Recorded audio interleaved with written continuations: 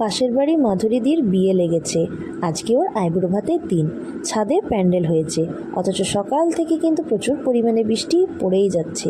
তার মধ্যেই আমি মা সবাই এখানে চলে এসেছি ওদের বাড়িতে আলতা পরতে। আজকে যেহেতু আইবুড়ো ভাত, তাই সকালবেলায় সবাই একে একে আলতা পরছে। আর এই যে আমি এখন বসে পড়েছি আলতা পরতে। আলতা পরা একদিকে শেষ হলো, আর অন্যদিকে খোলায় ধান ভাজা শুরু হয়ে গেল। এখন সবাই একে একে খোলায় ধান ভাজছে। অন্যদিকে আমি কিন্তু আজকে রেডি করব আজকের ব্রাইডকে। তো আজকে ওর আইবুড়ো ভাতের লুকটা কেমন হবে সেটা কিছুক্ষণ পরেই তোমরা সবাই দেখতে পারবে। এখন আপাতত খোলায় ধান ভাজা চলছে।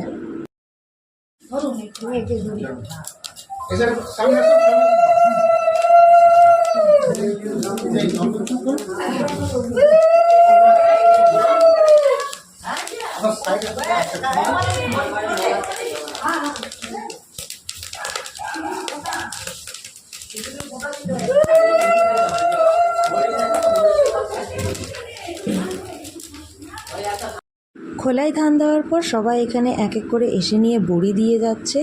একদিকে বড়ি দেওয়া হয়ে গেছে, আর অন্যদিকে আমারও ব্রাইডকে রেডি করা একদম কমপ্লিট হয়ে গেছে। এই হলো আজকে ব্রাইডের ফাইনাল লুক। দেখতেই পাচ্ছ, একটা অরেঞ্জ কালারের ঢাকায় শাড়ি পরেছে, সাথে গ্রিন কালারের কম্বিনেশন ব্লাউজ। আর যেহেতু খুব একটা বেশি মেকআপ পছন্দ নয়, তাই মেকআপটা একটু আমি হালকার মধ্যেই রেখেছি। অন্যদিকে আইব্রো ভাতেরও থালা একদম সাজানো হয়ে গেছে।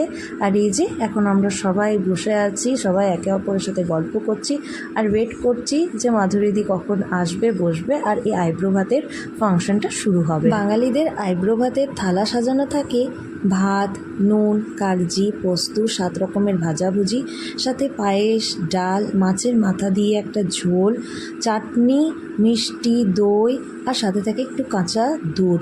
খাবার পরে সব শেষে কাঁচা দুধ দিয়ে নিয়ে হাত ধুতে হয়। আর একটু নিচে কর, হ্যাঁ বাস মুখে লাগা, ওকে হা কর, তাই লাগা তো সাপ পালাচ্ছে না যে হা কর না ঠিক আছে রে।